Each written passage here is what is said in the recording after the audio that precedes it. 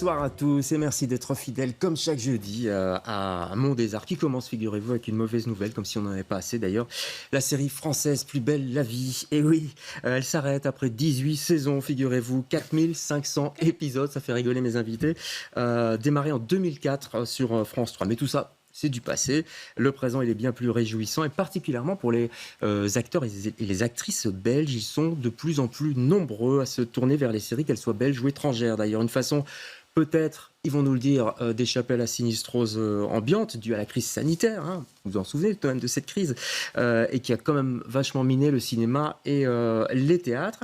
C'est aussi peut-être pour eux une formidable opportunité de démultiplier leur audience, de découvrir une autre forme de jeu, une autre forme d'écriture aussi, et aussi peut-être d'inscrire un personnage dans la durée. On va parler de tout ça ce soir avec nos invités. Anne Coussens, tout d'abord, bonsoir. Bonsoir. Juge d'instruction dans Pandore, oui. C'est la série qui démarre en ce moment sur la RTB. Vous avez fait d'autres séries, vous aimez bien les séries, j'ai l'impression, non ? Oui, c'est toujours agréable de pouvoir développer un personnage tout plus long, de façon plus étoffée que sur un long métrage. Ouais, donc, on peut creuser un peu plus, on va en parler. Vous avez joué dans Reporter, c'est ça, sur Canal+. Brigade spéciale, et puis j'en passais des meilleurs. En face de vous, Savina Delicourt. Bonsoir Savina. Bonsoir. Vous êtes la réalisatrice de Pandore, co-réalisatrice. Une des deux, oui, c'est ça. Parce qu'il y a Vania Le Turc aussi qu'on salue. Vous avez fait ça à 3. Donc vous êtes autrice. Voilà. Et vous avez et vous êtes 3 autrices en fait et 2 réalisatrices, c'est ça. C'est un peu. Voilà. Et Anne a joué le rôle principal, donc oui. tout le monde avait quelque chose à faire pendant le tournage. D'accord. Oui, j'imagine bien, j'espère. Angelo Bison, bonsoir Angelo. Bonsoir. On s'est déjà vu beaucoup nous pour des pièces de théâtre remarquables à chaque fois. Là, vous venez pour les séries, les gens se souviennent évidemment d'Ennemi Public. Ça continue, Ennemi Public, hein ? Oui, bientôt. On va commencer le tournage au mois d'avril, mi-avril jusqu'à mi-juillet. Saison 3. On s'en lasse pas. Saison finale. Et finale, oui. Finale. C'est un scoop. On s'en lasse pas de son personnage ? Comment ? On s'en lasse pas de son personnage ? Non, surtout pas Béranger. Non. Ouais, non. Passionnant. J'imagine, ça doit être passionnant pour un comédien. Gilles Van de Weerd, en face de vous. Bonsoir Gilles. Bonsoir. On est ravis de vous voir aussi. Vous êtes aussi dans l'actualité, vous, avec des séries, mais plutôt sur Arte. La Corde, en ce moment, magnifique série, avec entre autres Jean-Marc Barr, Suzanne Clément, Jeanne Balibar, Richard Zamel. Ouais. Ça se passe bien. Oui, donc elle a été diffusée il y a un mois à peu près. Sur la chaîne de fin télé, janvier, et puis elle reste disponible sur Arte TV, et tout s'est très bien passé. Voilà, c'est ça qui est bien avec Arte, c'est qu'on peut voir les séries dans la durée. Chez vous aussi sur Ovio, bien entendu. On va justement plonger dans les séries avec Pandore, co-réalisé avec Vania Le Turc, on l'a dit, et vous pour l'écriture, visible en ce moment sur la RTBF et sur la plateforme Ovio. Regardez. Nouveau retournement dans l'affaire de corruption Andorpe. L'enquête de la juge Claire Delval a donné lieu à différentes perquisitions. 5 ans que je bosse sur cette affaire Andorpe. Papa, dis-moi la vérité. J'ai besoin de savoir. Ils vont trouver quelque chose. Papa ! Je ne ferai pas de commentaires sur l'affaire qui secoue notre parti. Nous vous présenterons très prochainement celui qui reprendra... Libérez Rachel ou vous aurez trop sang sur les mains. Free Rachel! Free Rachel! Free Rachel! Rappelez-moi ça. Et alors, mademoiselle, cherchez quelque chose ? Il vient de se passer un truc horrible. Oui, le gouvernement a fauté parce qu'il n'ose pas mettre en place une politique migratoire ferme et stricte pour assurer la sécurité de ses citoyens. Les choses doivent changer. Elles peuvent changer. Et elles vont changer. Madame la juge ? Ça circule partout. Une vidéo de votre viol a été postée sur le net. Les citoyens ne nous font plus confiance et ils ont raison. Tu le vois que les gens te regardent différemment ? C'est parce que t'es celui qui a eu les couilles de dire ce que les autres disent pas. Il y en a marre de laisser la parole aux hommes blancs, encore plus aux politiciens. Faut que tu te parles. C'est que toi qu'on voit sur la vidéo web. Je clôture pas tant que je sais pas qui a filmé. T'as pensé à Van Dijk ? Je me demandais si j'étais pas devenu le candidat idéal. T'oublies que pas mal de monde te déteste ici. C'est quand même pas maintenant que tu vas plancher. On peut me foutre la paix 5 minutes. Claire, j'espère que tu sais ce que tu fais. Vous avez pas envie que justice soit faite ? Foutez-moi la paix à la fin. Pourquoi tu t'acharnes ? T'as vu ce que cette affaire t'a déjà coûté ? J'ai commis une erreur. Yes. On n'a pas le temps. Tu veux qu'on attende quoi ? Qu'il soit ministre ? Non, il faut faire les choses dans l'ordre. Ça doit pas être facile tous les jours, votre boulot. Connasse. Je vais vous aider. Faites confiance en la justice. Vous y arrivez encore ? C'est ce qui fait la différence entre vous et moi, monsieur Van Dijk. Voilà, Pandore, ça bouscule. Un meilleur démarrage tout de même pour une série belge depuis 2016. L'RTBF d'ailleurs a bien communiqué là-dessus, peut-être pour masquer, je ne sais pas, l'échec d'audience accordé à la cérémonie des Magritte. Peut-être que les gens préfèrent finalement les séries au cinéma, on va peut-être en parler. Ça vous étonne ces chiffres, Savina, tout d'abord 25% de part de marché, une moyenne de 300 000 spectateurs pour les 2 premiers épisodes. C'est ce qu'on espérait en tout cas. Ouais. Donc on avait confiance dans le fait qu'on avait l'impression qu'on avait déjà des bons retours et que les gens pouvaient s'accrocher à chacun des personnages différents. Parce que finalement, on a plein d'entrées au niveau des personnages. Ouais. Il y a tous les âges, tous les sexes, tous les milieux, enfin pas mal de milieux en tout cas. Donc, mais au niveau de la promotion, c'est une machine de guerre aussi quelque part, la RTBF. Moi, je vous ai vu partout, j'ai vu votre visage sur tous les bus. Ça, là, on a été surpris. Ouais, c'est vrai. Parce qu'on a moins ça au cinéma, évidemment. Quoi. Ça dépend un petit peu des films et de la production. Mais là, c'était quand même... Vous étiez présente dans la ville. Hein. Oui, ils ont fait un boulot incroyable de promotion assez impressionnant. Alors, j'ai noté aussi prix du public au Festival de télévision de Luchon. Quand vous ai eu au téléphone, vous étiez à Luchon. Oui, c'est ça. Là aussi, le prix du public, ça fait plaisir. Oui, ça fait plaisir parce que du coup, on se dit, c'est pas des professionnels qui se congratulent entre eux, c'était vraiment les gens dans la salle. Et on sait que c'est surtout, ils ont vu les 2 premiers épisodes qui sont quand même difficiles. Ouais. Et du coup, on a un tout petit peu échangé avec eux à la fin de la séance. Et effectivement, on sentait que ça les avait marqués, qu'ils trouvaient ça dur, mais qu'effectivement, ils comprenaient que c'était pas de la violence gratuite. Ouais. On va en parler de ça. C'est souvent des sujets durs, d'ailleurs, dans vos séries ici. Et vous débarquez, je rajoute aussi, demain en France. Et vous nous regardez en France sur la plateforme Salto, sa plateforme qui réunit plusieurs chaînes de télé. Est-ce qu'il y a une recette pour faire une bonne série? Je ne sais pas qui veut répondre. Angelo. Oh là là. Ennemi public, on s'en souvient. Non, je ne sais pas. Je ne sais pas s'il y a une recette. Est-ce que ça tient du miracle? Puisque il y avait quand même pas des miracles, mais enfin, on était un peu dans l'ambiance ABI, etc. En tout cas, dans Ennemi public, on avait très peur parce qu'on s'est saisi d'un sujet qui est quand même extrêmement brûlant, extrêmement difficile. Ouais. Il fallait aller dans le traumatisme. La Belgique était vraiment très très marquée par l'affaire Dutroux. Et au début, on avait tous un peu peur de se saisir de ce sujet-là. Et puis, on a vu ce que ça a donné. Qu'est-ce qui a fait que vous aviez accepté? Mais justement, moi, c'est cette prise de risque-là qui m'a beaucoup plu, de dire on se saisit de ce problème, de cette thématique-là, et on la porte au petit écran. Ouais. Et donc, on l'a fait entrer dans les foyers. Ouais. Parce qu'il y avait le risque d'un rejet éventuellement du public. Hein, on avait peur de ça. Enfin, moi, j'avais en tout cas peur de ça, peur que mon personnage aussi me crée moi-même des problèmes. J'avais demandé des gardes du corps au moment de la diffusion. Non, je rigole un peu.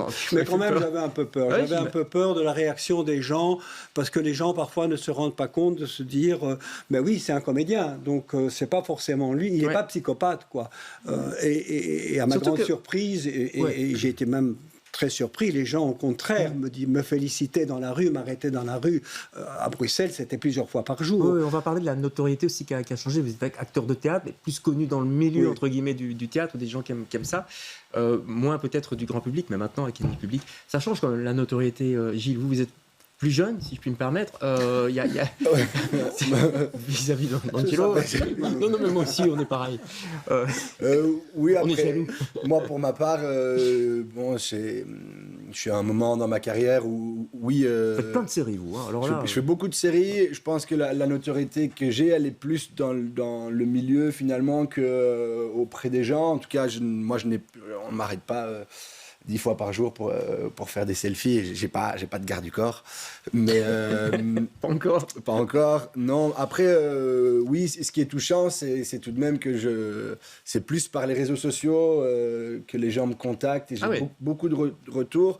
La chance que j'ai, c'est que pour le moment, je n'ai eu que de la bienveillance, mis à part 2-3 fois. Je suis pas encore tombé sur des gens qui n'étaient pas, et je pense que ça c'est important. Il faut être formé pour ce qu'on se disait tout à l'heure, des formations, s'il y a des gens qui ne sont pas bienveillants. Bon, moi, j'ai cette chance-là, et donc, voilà, la notoriété, elle est là. Mais peut-être que les sujets sont moins délicats. Vous étiez dans plusieurs policiers, d'après ce que j'ai noté. Il y a eu Invisible aussi, souviens-toi, la forêt, etc. Ici, là, vous touchez quand même à des choses, Savina, un petit peu délicat. On parle de... Enfin, je veux dire, le personnage de Yoann Blanc est quand même... pas monstrueux, mais enfin, je veux dire, voilà, ça touche quand même à des choses, à des discours qu'on entend d'ailleurs beaucoup en ce moment. Vous êtes en plein dans l'actualité, non? Oui. Par rapport à l'islamisme notamment. Mais en fait, on a commencé à écrire cette série en 2017, vraiment activement. Donc malheureusement, effectivement, le monde n'a pas évolué dans le bon sens. Non. Je dirais que on pensait qu'on serait un peu en retard et en fait, on n'est pas en retard. Et quand vous voyez des discours populistes qu'on peut entendre maintenant sur les chaînes d'infos, alors cette fois-ci, on n'est plus dans la fiction, ça vous donne pas... Oui, c'est terrifiant, oui. Ouais. Oui. Et du coup... Enfin voilà, nous on a parlé de quelque chose qui nous faisait peur et effectivement on a l'impression que pour le moment le monde n'a pas encore fait demi-tour et donc on se demande quand il va le faire et j'espère qu'il va le faire à un moment mais qu'il n'y aura pas trop de dégâts d'ici là. Oui, c'est ça aussi, les séries comme elles durent, elles commencent à un moment et puis la vie continue, la vie autour des séries, si je puis dire, la vie en dehors des télévisions, des écrans continue et parfois on se raccroche à l'actualité, ça doit être surprenant, non? C'est-à-dire c'est-à-dire que, par exemple, vous traitez d'un sujet, et puis il y a un sujet un petit peu ressemblant, où il y a peut-être un viol qui peut se passer. Je le dis parce qu'on le voit un petit peu, on comprend vite dans la bande-annonce. Oui, mais on a eu ça beaucoup. Au moment de l'écriture, on créait des scènes, et puis 15 jours, un mois après, on avait un fait divers qui ressemblait très très fort, et c'était interpellant pour nous et un peu déstabilisant. Vous avez été coaché, enfin, vous disiez ça tout à l'heure en préparant l'émission, par rapport à certains sujets, la manière de l'aborder? Non, on a été accompagné pendant l'écriture par un script docteur qui est vraiment incroyable, Willem Wallène. Qu'est-ce qu'il vous dit alors? Par rapport à l'écriture, oui. C'était un peu troublant parce bon, Savina et Vania ont l'habitude d'écrire un long métrage, mais c'est quand même pas une série, c'est 10 épisodes, c'est une toute autre façon de travailler. Et c'est vrai qu'il nous a aidés en nous disant, voilà, ça a l'air d'être une montagne, mais essayez de ne pas regarder le sommet de la montagne, allez-y marche par marche. Et il nous a beaucoup coachés, beaucoup aidés, beaucoup... Enfin, voilà, ça a été une aide assez incroyable de se dire, OK, on va y aller pas à pas. Et, c'est vrai qu'il a coupé la montagne en petits morceaux. Pour mieux la digérer. En nous disant, voilà, maintenant, il y a juste jusque-là, et puis après, on verra. Alors, ce qui est drôle aussi chez vous, enfin, drôle entre guillemets, c'est que puisque vous avez coécrit, en tout cas, vous avez écrit votre propre rôle, en quelque sorte. Ouais. C'est marrant d'écrire. On a coécrit. Oui, c'est marrant d'écrire quand même les mots qu'on va se mettre dans la bouche, quoi, si je puis dire. Vous voyez, c'est particulier, non? Oui, c'est particulier, et en même temps, je crois que ça donne une intimité avec le personnage. Voilà, le fait de l'avoir sans doute porté, parce que le processus d'écriture est quand même très très long, on a quand même presque 3 ans. Donc voilà, l'impression de porter le personnage avec soi, même si c'est inconsciemment, je crois que ça continue à travailler, même quand on n'est pas en salle d'écriture, même le soir, la nuit, c'est là, c'est toujours présent. Et donc oui, il y a peut-être le sentiment d'avoir une intimité avec ce personnage-là plus forte qu'avec d'autres personnages qu'on n'a pas écrits. Film, en l'occurrence. Le personnage de Béranger, là, ça a dû vous travailler certaines nuits. On va regarder la bande-annonce. Ce qui est très étrange dans cette bande-annonce, c'était la première, faut dire, c'est qu'on ne vous voit jamais. Moi, j'ai cherché dans les coins, j'ai retourné l'écran, on ne vous voit pas, mais vous êtes extrêmement présent.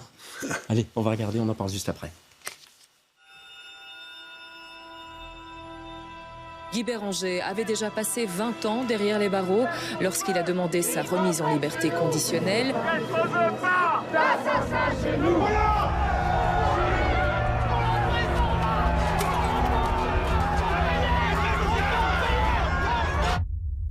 Louez le nom du Seigneur, louez le serviteur du Seigneur. Guy Béranger a tué des enfants, mais aujourd'hui, il a payé. La dernière victime de Béranger avait 10 ans. Quand on l'a retrouvé, il était complètement vidé de son sang. Noémie ?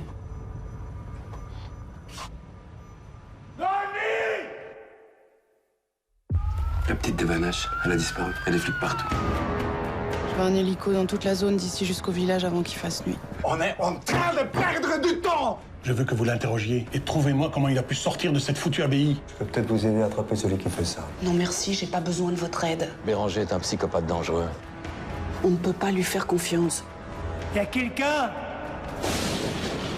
Dégagez-le. Il va vous manipuler. Il a déjà commencé.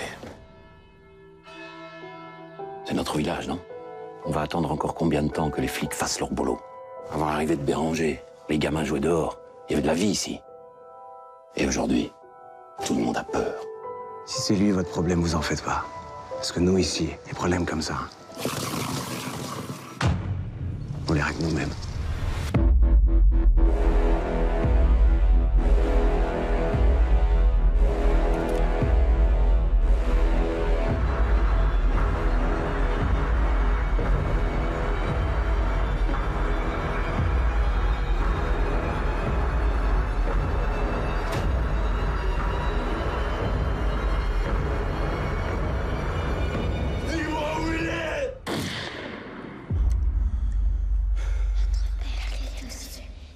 Ennemi public, et le tournage va commencer, le tournage de la 3e saison, c'est bien ça, hein? Voilà. Vous êtes en répétition pour l'instant, donc on répète pour une série, ça se passe comment? Il y a des lectures de scénarios, et puis il y a quelques scènes qui demandent quand même des répétitions avant d'affronter le tournage, parce que bon, les tournages, ça doit aller vite, hein. On doit tourner beaucoup de scènes par jour, le temps est limité. Donc, plus qu'au cinéma? Oui, beaucoup plus. Oui, pourquoi ces autres rythmes, Gilles? Je pense qu'il y a plusieurs raisons.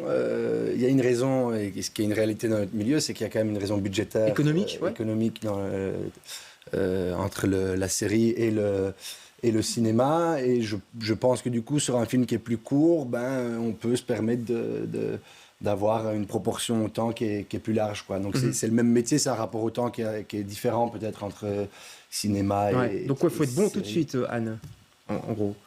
Il n'y a pas trop de surprise. Non, mais... oui, non, on essaye. En tout cas, voilà, dans le plan de travail, je pense que la réalisatrice, mais Savine en parlera mieux que moi, détermine les scènes qui sont les plus importantes pour elle. C'est là où elle va passer le plus de temps, faire un découpage plus important, et puis on essaye de gagner du temps sur les autres. Enfin, c'est tout un calcul. Il faut faire un choix, en fait. Il faut souvent faire des choix. Mais en même temps, j'ai eu l'impression qu'on n'a jamais eu vraiment aucune scène où on pouvait vraiment prendre le temps. Peut-être sauf si c'était justifié par une scène, par exemple, d'incendie ou un truc de cascade ou des choses avec plein de personnages ou quoi. Donc, je crois que maximum, ce qu'on a eu pour une scène, c'était 3h30. Ouais. Pour une scène, 3h30, alors qu'au cinéma, ça peut être plus long. Ça peut prendre une journée, effectivement. Oui, ça peut. Donc ça n'a rien à voir, en fait. Non, donc c'est vraiment un rythme assez infernal. C'est une façon de filmer aussi différente. J'ai l'impression, il y a souvent des gros plans, notamment dans cette série-ci, sur les visages de Yoann Blanc et d'autres. Donc là, vous faites des raccords, enfin, comment ça se passe? Nous, on a travaillé avec deux caméras, ce qui est une façon de gagner du temps parce qu'on peut faire des champs contre champs, justement. Donc, c'était aussi pour que les acteurs soient plus libres. Parfois, on pouvait les laisser justement improviser un peu, ou en tout cas au niveau de leur déplacement, etc. Et donc ça nous a aidé à avoir, je crois, un jeu parfois très vivant. Et voilà, parfois, ça nous a aussi compliqué la vie parce que il faut regarder 2 angles en même temps, éclairer 2 angles en même temps. Enfin voilà. Donc c'est pas non plus une recette magique, mais ça nous a permis d'aller plus vite et de faire des plans en plus. Ouais. Le temps entre l'écriture et la sortie est plus court ou plus long qu'au cinéma? Je me suis demandé ça aussi. C'est plus court aussi. Hein. Tout était très ramassé. Tout est plus ramassé, j'imagine. Faut pas traîner. Oui. Bah oui, je suis d'accord. Après, je pense que de nouveau, ça dépend un peu du projet, etc. Du type de série. Quand ça dépend un peu les demandes aussi des gens qui produisent. Si on veut le sortir pour un festival, dans le cinéma par exemple, si on sort pour un festival, ça peut aller vite. Oui, c'est vrai. Ça s'accélère tout d'un coup. Exactement. Et puis une série, ça peut être aussi, on peut avoir la pression de dire il faut que ça sorte à ce moment-là, et finalement on se retrouve un an après, quoi. Puisque vous êtes là, Gilles, vous avez fait des castings pour Netflix, je crois aussi, des séries Netflix. Oui, j'en ai fait quelques-uns. Ça c'est vachement différent. J'avais parlé avec un acteur français qui vit à Bruxelles, qui a joué dans Lupin. Il me disait que c'était vraiment, il fallait signer plein de papiers. Oui, moi, en tout cas, les castings que j'ai passés pour Netflix, quand c'est des gros rôles, ils sont très regardants là-dessus, c'est-à-dire qu'ils font signer beaucoup de papiers, comme quoi on ne peut pas parler de ce projet-là, ni dire qu'il existe, au final. Et ils vont jusqu'à... moi, les scènes qu'on me donnait, c'était des scènes qui existaient dans la série, mais ils avaient quand même changé un peu le texte et ce qui s'y passait. Mais c'est quoi, c'est de la paranoïa Pour être sûr. Moi, je sais pas si c'est de la paranoïa, je pense que c'est une tellement grosse machine, et en fait, ils prévoient des projets qui sont assez gigantesques, et donc j'imagine que derrière, il y a tout un rapport de com, etc. Voilà. Après, j'ai déjà eu ce genre de situation pour des projets qui n'étaient pas de Netflix. Est-ce qu'il y a des cultures de séries différentes? J'imagine que oui, parce que les séries sont fort différentes. Je vous pose la question, Savina, parce que vous avez fait une série journalière pour Channel 4, je crois. Ouais. Là, c'est différent. On tourne tout le temps. Enfin, c'est presque industriel, non? Oui, là, c'était une industrie. D'ailleurs, il y avait toujours 3 équipes qui tournaient en même temps. Et ils avaient leur studio. Et donc c'est plutôt, je dirais, là, c'était les producteurs qui menaient le bateau et les réalisateurs viennent comme des techniciens. Et quel plaisir d'un réalisateur dans ce cadre-là? Moi, j'ai appris énormément. J'ai fait ça pendant 1 an et j'ai l'impression que c'était comme je sais pas, mon service militaire en réalisation, disons, que j'ai tourné dans c'est pas mal comme image. tous les temps, toutes les conditions. J'ai parfois dû faire des scènes en 10 minutes. Et donc ça, c'était... Enfin voilà, moi j'ai l'impression d'avoir de cocher toutes les épreuves. Et ça m'a beaucoup aidé par la suite, je crois, à réfléchir. Voilà. Et avoir deux réalisatrices en face de vous, ça change le jeu ou c'est 2 points de vue différents? Comment ça se passe?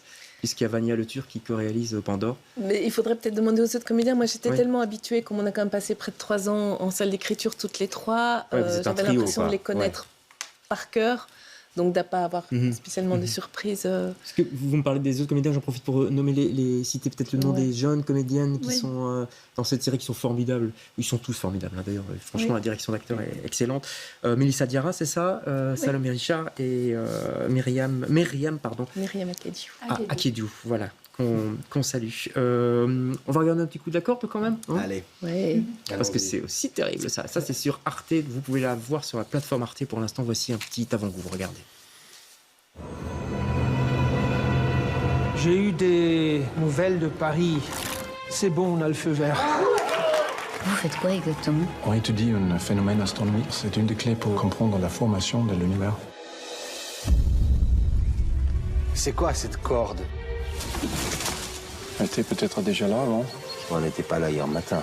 Elle va jusqu'où, tu crois? C'est quelqu'un qui nous fait une blague. On devrait mener l'enquête. C'est notre devoir des scientifiques. Si on se dépêche, on sera rentré juste à la tombée de la nuit. C'est vraiment très intriguant cette corde. Vous n'avez pas envie de savoir où elle va? 2 nuits dans la forêt, sans matériel, sans rien à bouffer, c'est beaucoup trop. Vous pensez qu'ils se sont perdus?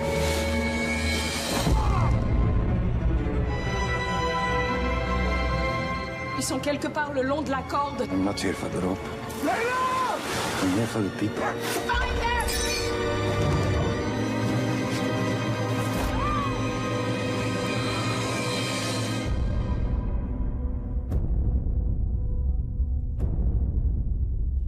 Voilà, et surtout, on ne va pas spoiler la fin, que vous connaissez, parce que ça n'aurait aucun...